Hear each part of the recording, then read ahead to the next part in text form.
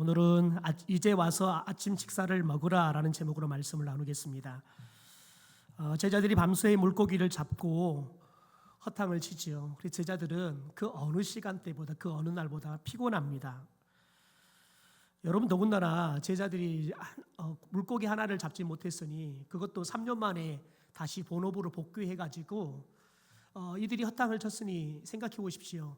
이제는 예수의 제자의 길을 걷던 것도 이제는 다 허사가 되어버렸고 다시 3년 만에 복귀를 해서 고기를 잡았는데 3년 전에 그렇게 탁월했던 고기 잡는 솜씨가 그야말로 완전히 그냥 허당 같은 3년 전에 그 고기 잘 잡던 솜씨들이 그냥 보니까 고기 한 마리 못 잡는 여러분 그런 무능한 사람들로 변해버린 거죠.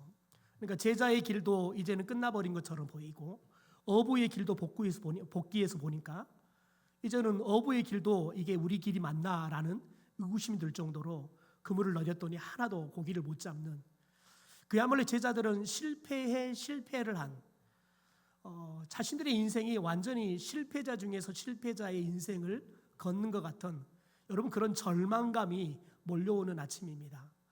여러분 그러니 생각해 보십시오. 제자들이 다시 현업으로 돌아와서 처음으로 고기를 잡는 여러분 그런 시간입니다. 그러니 오늘 허탕을 치면 돌아가면 먹을 게 없는 겁니다. 여러분 그러니 이런 제자들이 얼마나 지금 안타까운 상황입니까? 그런데 주님이 나타나셔서 여러분 그들에게 큰 물고기 그것도 153마리나 잡게 하십니다. 여러분 그런데 주님께서 오늘 그들에게 153마리의 고기를 잡게 하는 것에 멈추지 않습니다. 제자들이 육지에 올라와 보니까 예수님께서 제자들을 정말 감동시킬 수밖에 없는 식사를 이미 준비해 놓고 계시는 거죠. 여러분 주님께서 제자들을 위해서 아침 식사를 준비해 놓으셨던 겁니다. 오늘 9절의 말씀 보면 이렇게 말합니다. 육지에 올라와 보니 숯불이 있는데 그 위에 생선이 놓였고 떡도 있더라. 여러분 오늘 9절에 보니까 예수님께서 아침을 준비했는데 여러분 생각해 보십시오. 예수님께서 아침을 준비했다. 과연 이게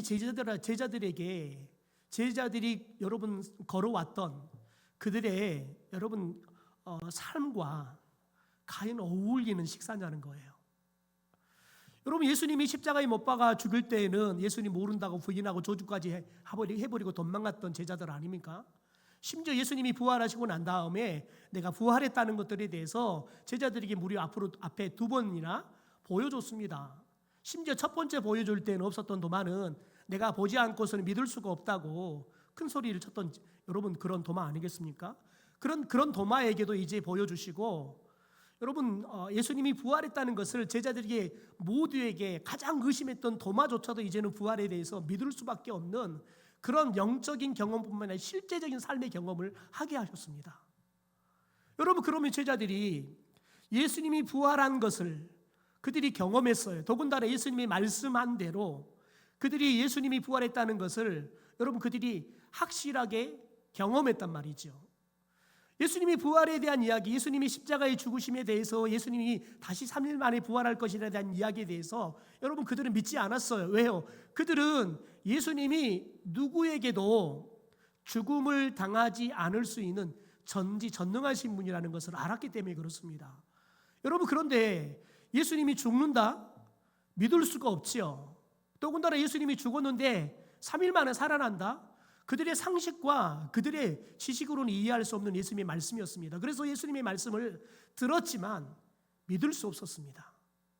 그런데 믿을 수 없었던 예수님의 십자가의 죽으심도 믿을 수 없었던 부활도 정말 일어나 버렸어요. 실제가 돼버린 거예요. 그래서 그들이 예수님이 십자가에 무능하게 죽어가는 것도 봤고요. 그래서 모른다고 도망도 갔어요. 그런데 예수님이 말씀대로 진짜 3일 만에 살아나 버렸어요. 여러분 그런데 이 정도 되면 이제 예수님께서 말씀하셨던 게 진짜구나. 여러분 이게 믿어줘야 되잖아요. 그러면 제자들이 예수님께서 이미 십자가의 죽으심에 대해서도 부활에 대해서도 더 나아가서 부활하고 난 이후의 승천에 대해서도 그리고 승천하시고 나면 성령을 보내주시면 너희들이 내가 했던 일을 할 것이고 나보다 더 큰 일을 할 것인가 할 것이다 한 것에 대해서도 제자들에게 예수님께서 다 이야기해 줬습니다. 그러면 여러분 예수님 말씀이 믿어져야 돼요. 그러면 두 번에 걸쳐서 예수님의 부활을 경험했던 제자들이 이제 다시 무엇을 시작해야겠습니까? 제자의 길을 다시 걷기 시작해야겠습니까? 아니면 다시 그들이 3년 전에 본업으로 돌아가서 고기를 잡아야겠습니까? 여러분, 그들은 예수님의 제자의 길을 포기해버리고 예수님 부활을 경험했지만 그들은 다시 3년 전에 본업으로 돌아가 버립니다. 이것은 무엇을 말하는 겁니까? 예수님에 대한 믿음이 아직 회복되지 않았다는 거예요. 마태복음의 마지막 예수님께서 부활하는 말씀을 보면 예수님께서 여러분 무려 40일 동안 제자들과 함께하면서 예수님의 부활한 예수님에 대해서 그들 가운데 다 보여줘요. 심지어 500명이 넘는 사람들에게 일시에 예수님께 나타나서 부활했다는 것을 보여줘요. 40일 동안 예수님이 부활했다는 것을 제자들이 경험하지만 예수님이 승천할 때까지 제자들 중에서 예수님을 믿지 않은 사람들이 있었다는 것을 기록하고 있습니다. 그러니 여러분 지금 이 시점에서 제자들이 예수를 안 믿었다는 것은 충분히 우리들이 이해할 수 있습니다. 여러분, 제자들이 여전히 예수님을 믿지 않고 그들이 다시 예수님의 제자의 길을 걸기 전의 모습으로 돌아가 버렸습니다. 여러분, 그러면 예수님께서 이런 제자들에게 이런 자상한 아침상을 차려주는 게 어울립니까? 이런 제자들에게 여러분 예수님께서 자상하게 그리고 따뜻하게 아침상을 차려서 이들을 대접하는 게 과연 어울리는 예수님의 행위라는 거예요. 여러분, 그런데 예수님께서 이런 제자들, 여러분 아침상을 받기에는 전혀 어울리지 않는 신앙생활을 하고 있는 제자들, 이런 제자들에게 예수님께서는 여전히 그들을 제자로 대해 주십니다. 여전히 그들의 행위로 그들을 대하신 게 아니라 예수님께서는 그들을 사랑하심으로 그들이 어떤 삶을 살아가든 상관없이 예수님이 여전히 그들에게 사랑으로 아침 조반을 준비한 거지요. 여러분, 그런데 오늘 예수님께서 식사를 준비한 걸 보니까 이 식사기에 올라 있는 아침 식사의 내용이 세 가지입니다. 특별히 여러분 식사를 준비하기 위해서 등장하는 걸 보면 숯불이 등장하고요, 생선이 등장하고요, 떡이 등장합니다. 여러분, 그런데 이 세 가지 숯불, 생선 그리고 떡이라는 것은 요한복음에서 굉장히 중요하게 다루어지는 소품들입니다. 먼저 숯불을 좀 봐볼까요? 주님이 준비한 숯불 앞에 여러분 아침에 베드로 그리고 제자들이 함께 앉았습니다.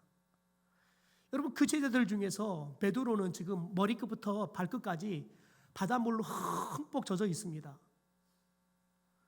여러분, 그런데 지금 베드로가 어떤 모습으로 앉아 있을까요? 여러분, 동트기 전이 제일 춥습니다. 그러니 지금 베드로가 바닷물에 나와서 지금 온몸이 젖어 있을 때 얼마나 여러분 추웠겠어요. 오들오들 떨고 있었지 않겠습니까? 여러분, 그런데 주님이 베드로에게 무엇을 준비해 놓고 계셔요? 숯불을 준비해 놓고 계시는 겁니다.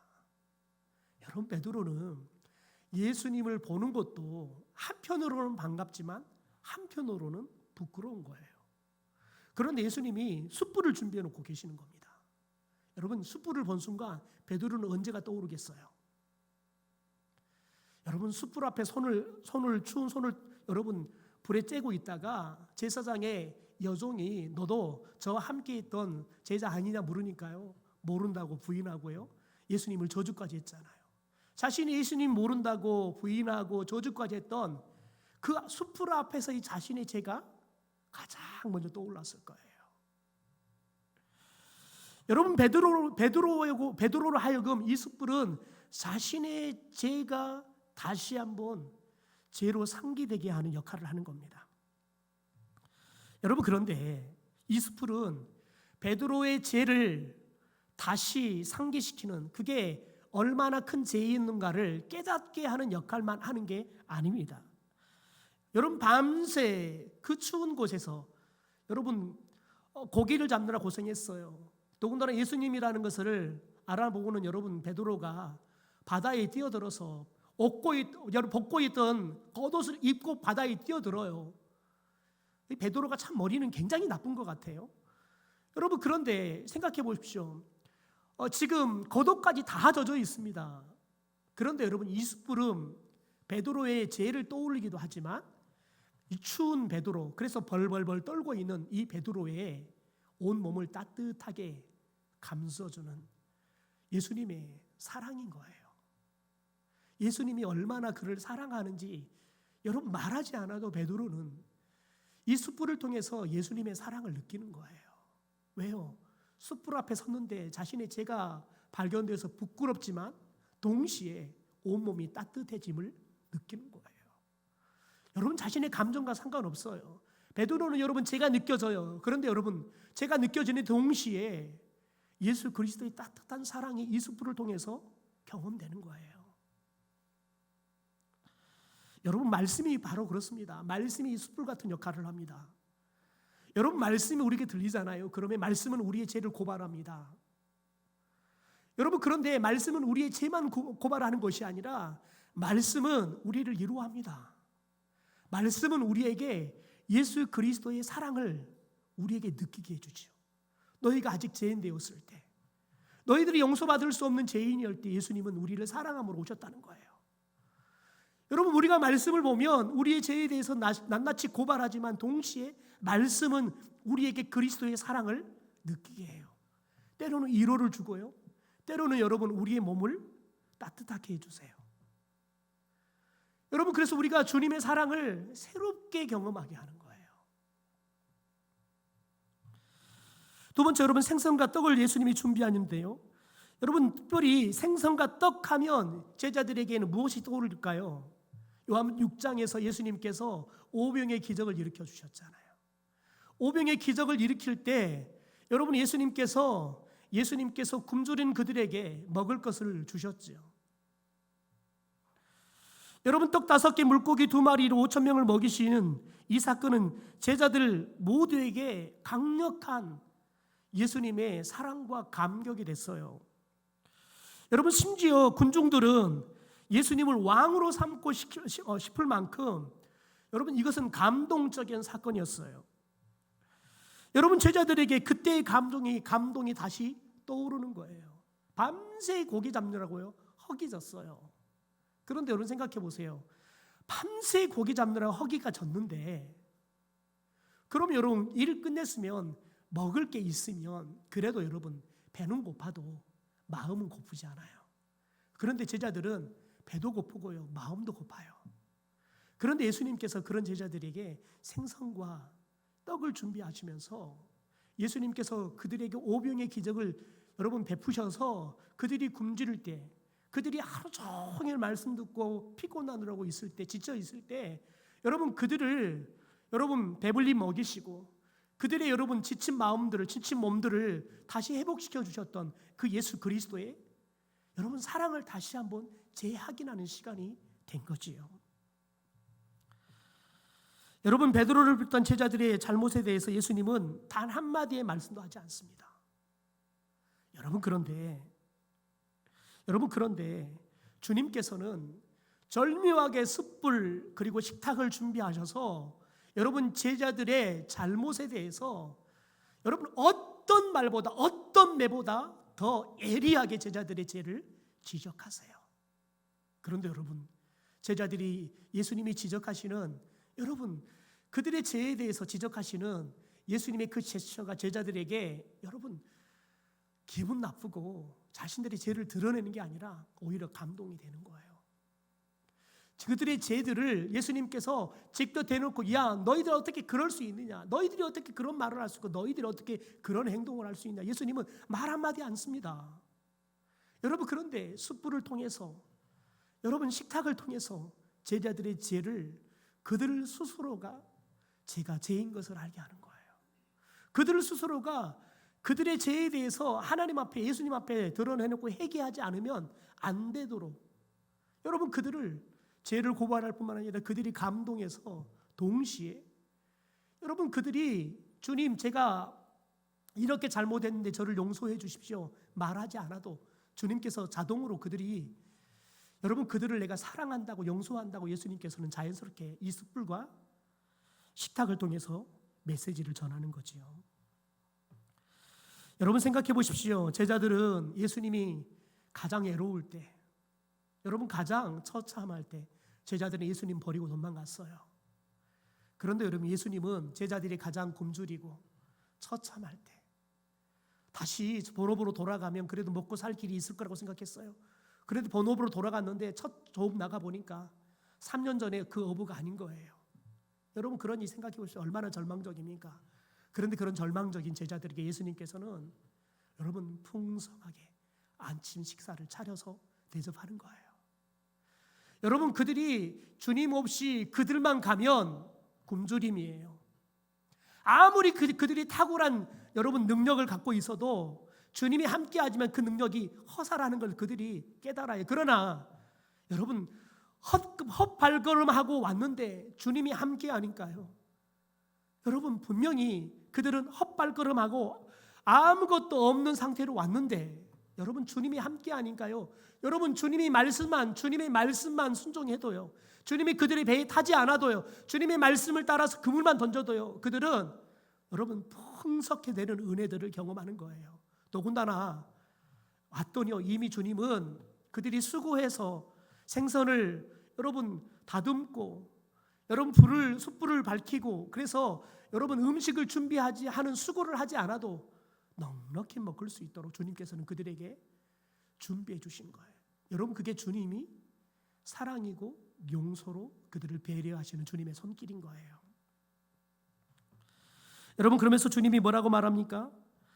12절에 그들을 주님이 준비한 식탁으로 초대합니다. 우리 12절의 말씀 자막으로 한번 읽어볼까요? 시작. 예수께서 가라사대 와서 조반을 먹으라. 여러분 예수님께서 이르시되 와서 조반을 먹으라. 여러분 생각해 보십시오. 식탁 앞에 그들이 섰을 때 얼마나 어리둥절했을까요?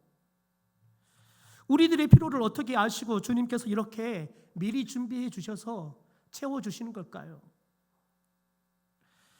여러분 그들이 식탁에만 앉기만 해도 주님께서는 그들이 주님을 떠나버리고 심지어 부활하신 예수님을 2번이나 만났는데도 그들이 주님을 떠나버리는 인생을 살았어요.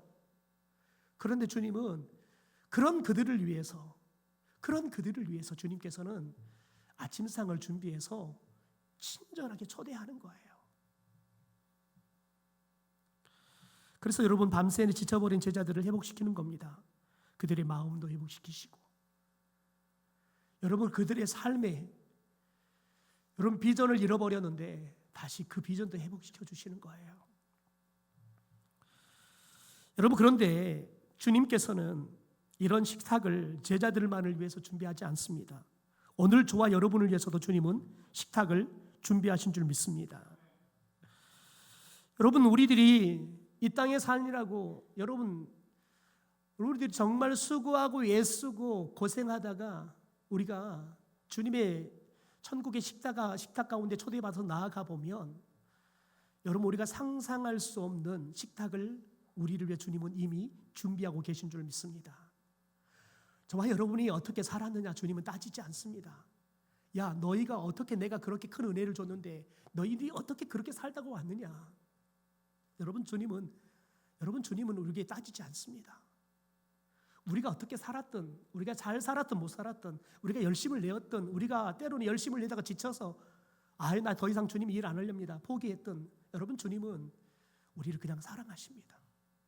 우리가 어떤 모습으로 가더라도 주님은 우리를 위해서 여러분 온수의 목전에서 우리를 위해서 여러분 건하게 상을 이미 차려서서 우리에게 먹일 준비를 이미 하고 계신 줄 믿습니다. 여러분 아침마다 식탁을 준비하는 주부들 여러분 주부들 중에 2종류의 주부가 있어요. 그 식탁을 정말 기쁘게 즐겁게 준비하는 주부가 있고요. 어떤 주부들은 내가 이 짓을 언제까지 해야 될까? 여러분 기쁘지 않게 식탁을 준비하는 주부들이 있지요. 여러분 그러면 나중에 그 식탁 때문에 문제가 일어나는 거예요. 부부 사이가 멀어지고 여러분 그 밥 때문에 결국은 부부가 이혼하는 사람들도 있지요. 여러분 그런데 주님께서 제자들을 위해서 식탁을 준비하면서 여러분 오늘날 이 시대를 살고 있는 주님께서는 우리에게 여러분 세상 사람들 가운데 식탁을 준비해 대접하라라고 이야기합니다. 여러분 특별히 우리가 요한계시록 말씀을 통해서 말씀을 좀 봤으면 좋겠는데 요한계시록 3장 20절 말씀 한번 읽어볼까요? 시작. 볼지어다 내가 문 밖에 서서 두드리노니 누구든지 내 음성을 듣고 문을 열면 내가 그에게로 들어가 그로 더불어 먹고 그는 나로 더불어 먹으리라. 여러분 주님이 우리하고 함께 산다는 건 뭐냐면 함께 더불어 먹고 살겠다는 거예요. 주님이 우리를 위해 식탁을 차려드리고요, 또한 우리가 주님을 위해 식탁을 차려드리는 거지요. 여러분 심지어 사도 바울을 통해서 여러분 특별히 사도 바울이 일생을 통해서 그가 깨달은 거 뭐냐? 로마서 12장 20절입니다. 같이 읽죠. 시작. 내 원수가 줄이거든 먹이고 목마르거든 마시우랴. 그리함으로 내가 숯불을 그 머리에 쌓아 놓으리라. 여러분 오늘 이 말씀을 굉장히 우리가 잘 봐야 합니다. 예수님께서 오늘 제자들에게 말씀 그대로 두세요. 오늘 제자들에게 여러분 그렇게 예수님 부인하고 저주하고 떠나버렸던, 심지어 예수님이 부활하셔서 그들에게 2번이나 내가 진짜 부활했다, 내가 너희들에게 말한 것처럼 내가 부활했다, 여러분 그렇게 제자들에게 가르쳤는데 그 제자들이 부활하신 예수님을 버리고 이제는 또 떠나버렸어요. 여러분 그런 제자들을 예수님이 왜 찾아오셔서 식탁을 준비하고 그들에게 식사를 대접합니까? 여러분 오늘 말씀이 너무너무 기가 막히게 잘 이야기를 해줍니다. 여러분 바울을 통해서 뭐라고 말하냐면 온수가 줄이거든 뭐 하라고요? 먹이래요. 온수가 줄이거든 뭐 하라고요? 먹이래요. 온수가 목마르면 어떻게 하라고요? 마시게 하래요. 여러분 주님이 우리를 부르신다는 거예요. 그래서 우리들이 주님의 음성 듣고 문을 열면 주님이 우리 속에 들어오셔서 그분이 그때부터 시작하는 게 뭐냐면 나와 더불어 먹고 마시는 삶을 살겠다는 거예요. 여러분 주님은 날마다 우리와 함께 더불어 먹고 살 수 있는 식탁을 준비해 주시겠다는 거예요. 여러분 이게 얼마나 큰 은혜인 줄 아세요? 여러분 지금도 세상에는 수많은 사람들이 아침상을 차리고 싶지만 아침상을 차릴 수 있는 축복이 없어요. 음식을 함께 만들어서 온 식구들과 같이 먹고 싶고 내 새끼들한테 우리 새끼들이 먹고 싶어하는 음식에서 배불리 먹이고 싶은데 없어요. 그래서 만들어 먹을 수가 없어요. 여러분 그런데 주님은 주님이 우리와 함께 식탁을 나눌 수 있는 여러분 그 식탁을 여러분 우리에게 준비해 주셨다고요. 그 덕분에 저와 여러분이 우리들이 언제든지 식탁을 준비하고 싶으면 우리가 냉장고 문만 열면 준비할 거리를 우리에게 주님을 주셨다고요. 여러분 냉장고를 사놓으면 그런 음식이 생길까요? 아니에요. 여러분 저와 여러분이 우리 냉장고에 먹을 게 가득해 있다. 이것은 뭘 말하는 거냐면 여러분 주님이 우리 가운데 바울을 통해 말한 것처럼 온수가 여러분 줄이면 뭐 하라고요? 먹이라고 주신 거예요. 그런데 우리는 냉장고에 넉넉하게 있는데 내 피곤하고 힘들다고 여러분 아침밥을 차려서 먹이는 것을 우리는 힘들어하지요. 여러분 생각해 보세요. 추석이 되고 설이 되는데 갈 곳이 없고요, 올 사람이 없어요. 그런 사람이 얼마나 많은지 몰라요. 저는 고아원 사역을 하면서 여러분 고아원 아이들이 제일 슬플 때가 언제냐면 추석과 설이에요. 자기 친구들은 다들 가서 친척들한테 세뱃돈 받는다는데 얘네들은 세뱃돈을 받을 곳이 없어요. 세배를 배워도 세배할 사람이 없는 거예요. 가서 여러분 함께 떡국을 만들어 먹고 떡국을 여러분 같이 먹을 사람도 없어요. 떡국을 두 그릇 먹고 나이 2살 여러분 먹을 것도 없다고요. 여러분 이 아이들은 추석설 하면 늘 악몽 같은 여러분 생각만 있어요. 아버지가 술 먹고 두드러 패고 칼로 찌르고 괴롭히고 했던 여러분 그런 끔찍한 이야기만 여러분 생각나요. 여러분 그런데 우리는 추석이 되고 설이 되면 찾아올 이웃이 있잖아요. 우리 가족이 있잖아요. 여러분 그런데 생각해 보세요. 우리나라의 이혼율이 언제 가장 높아지냐면 추석이 끝나고 설이 끝나면이에요. 왜 그럴까요? 서로 만나서 함께 여러분 이틀 3일 모이요. 요즘은 1박 2일이면 많이 모이죠. 여러분 1박 2일 함께 같이 먹고 사는 게 그걸 못해서요. 그게 끝나고 나면 이혼하는 사람들이 막 늘어난다니까요. 안타깝죠. 왜 그럴까요? 그게 축복이라는 걸 모르기 때문에 그렇습니다. 그게 얼마나 나에게 주어진 특권이라는 것을 우리는 모르기 때문에 그렇습니다. 여러분, 그러면서 오늘 바울은 뭐라고 말하냐면 온수가 줄이기도 먹이래요. 목마리도 마시래요. 여러분, 온수가 이뻐서 여러분 먹이고 마시게 할까요? 아니에요. 여러분, 그 다음 말씀 봐볼까요? 여러분, 그 다음 말씀에 보면 이렇게 말을 해요. 그리함으로, 말씀 보여주세요. 그리함으로 내가 숯불을 그 머리에 쌓는다라고 말해요. 이게 무슨 말일까요? 여러분 생각해 보세요. 여기다 숯불이 머리에다가 양동이를 하나 얹어놓고 그 사람 머리에다가 숯불을 빨갛게 여러분 달아오르는 숯불을 얹어놓는다고 생각해 보세요. 그럼 좀 있으면 어떻게 되겠어요? 그 사람 얼굴이 얘를 빨갛게 달아오르게 됐어요. 그게 무슨 말이에요? 부끄럽게 한다는 말이에요. 여러분, 우리는 원수에게 식사 대접하고 싶은 마음 없어요. 저는 어떻게 하면 내가 원수 갚아버릴까 이런 생각이란 말이죠. 그런데 주님은 어떻게 원수 갚아라고요? 예, 줄이면 먹이라는 거예요. 여러분, 목마르면 마시게 하라는 거예요. 그게 그를 부끄럽게 하는 거라는 거예요. 여러분, 오늘 제자들이 예수님께서 하신 일이 바로 이거예요. 여러분, 진짜 미안하잖아요. 여러분, 그때부터는 그 사람에 대해서는 무한 신뢰예요. 그 사람이 무슨 말을 해도 미안해서라도요, 무슨 말을 해도 다 들어주고 싶어요.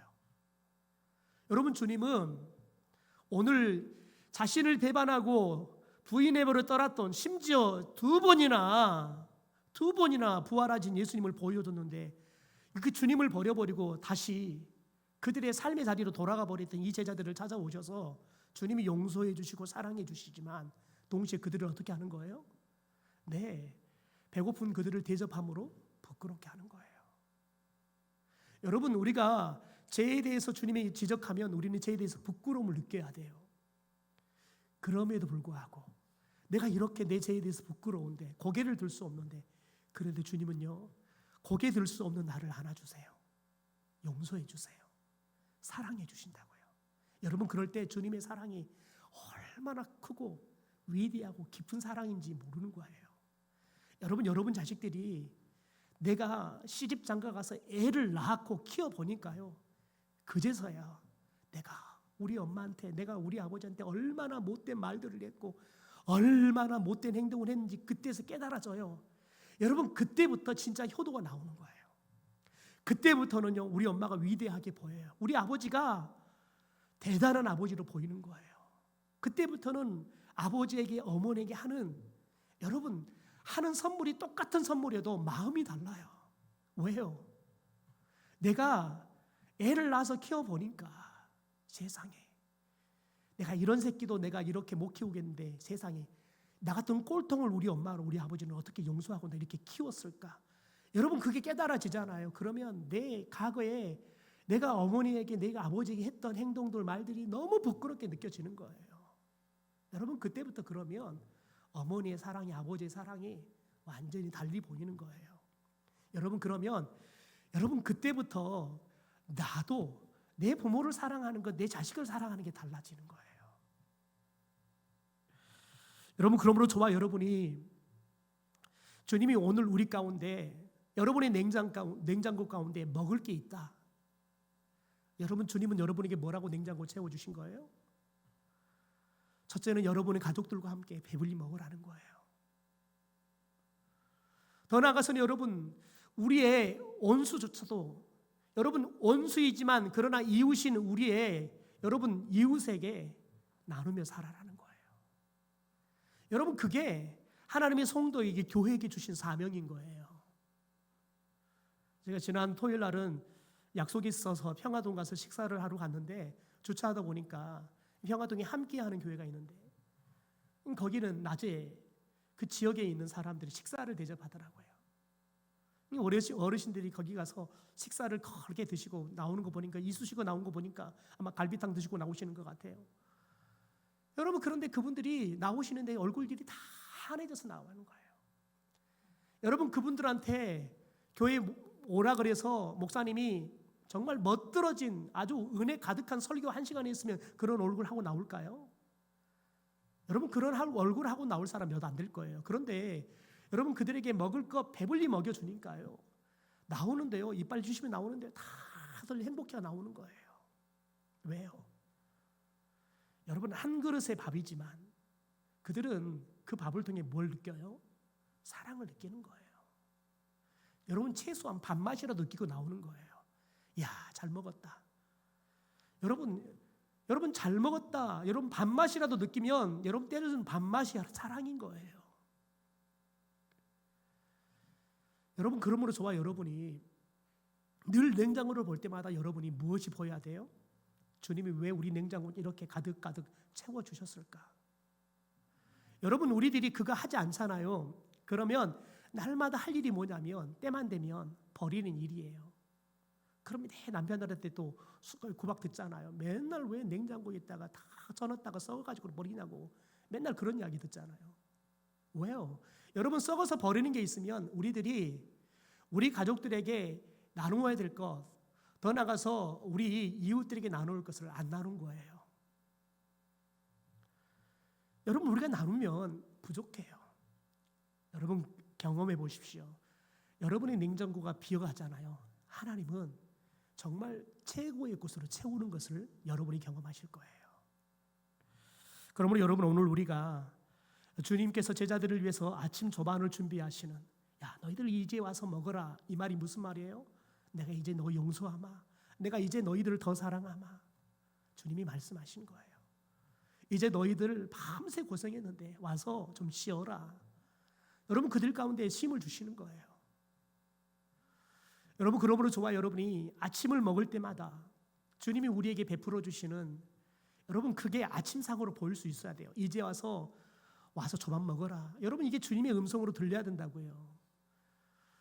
여러분 그러므로 저와 여러분이 오늘 말씀을 통해서 우리가 아침 식사를 대하고 여러분 우리가 냉장고를 문을 열 때마다 주님의 음성이 들릴 수 있어야 돼요.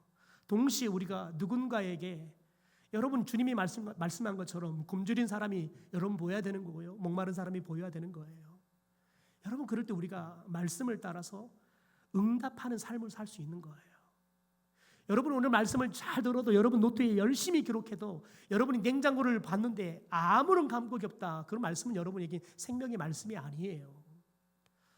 여러분 최소한 오늘 저녁에 예배에 참석하는 저와 여러분은 아침상을 대할 때, 점심을 대할 때, 상을 대할 때에는 주님이 나를 위해서 준비해 주셨구나.